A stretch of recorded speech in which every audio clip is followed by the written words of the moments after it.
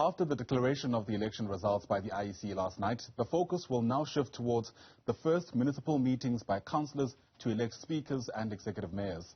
With no outright winner in more than 60 municipalities, the process will be more complicated, at least on the face of it.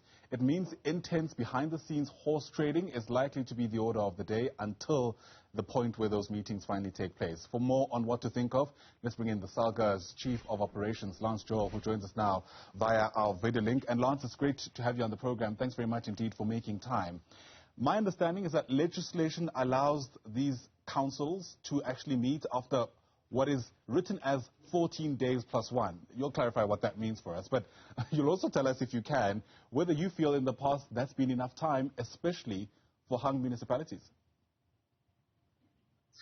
Well, good morning, Ayanda, and also good morning to the viewers.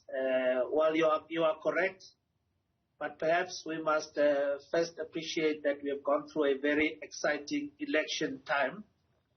And now that the results are known, it would appear that the electorate has decided that we need to have a bit more excitement. And certainly we have seen that in 2016 we ended with 27 hung councils.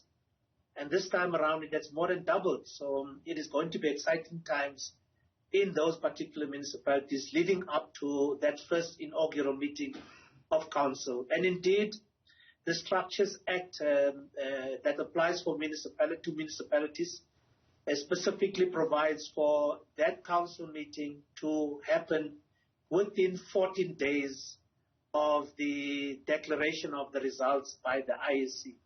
So the 14 days is in counting, and indeed a lot of preparatory work has already taken place within municipalities in anticipation for that first inaugural meeting. So quite a bit is going to happen between now and that meeting, particularly in those municipalities where there is no outright winner. And as you pointed out, that conversation will unfold between the affected political parties, but also would also include the independent councillors. Right.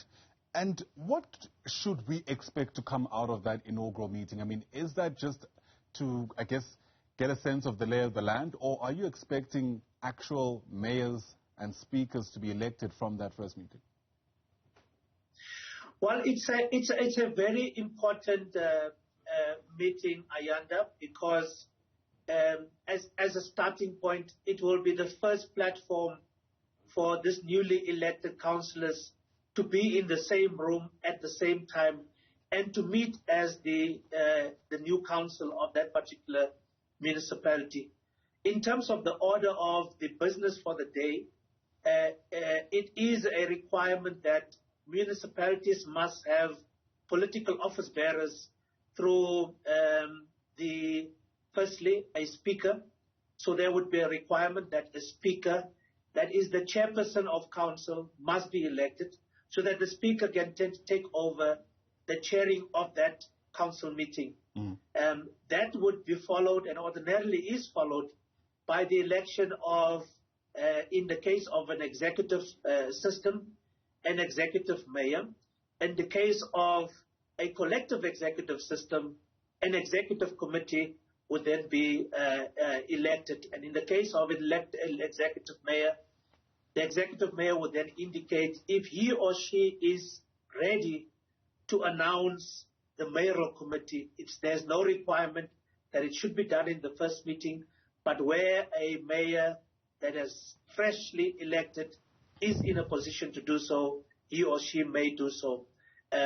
So central to that meeting is the election of the office bearers, but also there are a number of other items that could potentially form the basis of that discussion, and that would include the handover reports that have been developed by the outgoing council, and the incoming council will then receive a state of the municipality that is clearly outlined in those handover reports, so that councillors just get a sense of what is the state of the municipality and perhaps start thinking about what should happen over the next 5 years. But in the main, elections are set to take place in that first meeting. That is a lot to get through in a context where we know, especially young municipalities have been the site of charged disagreements.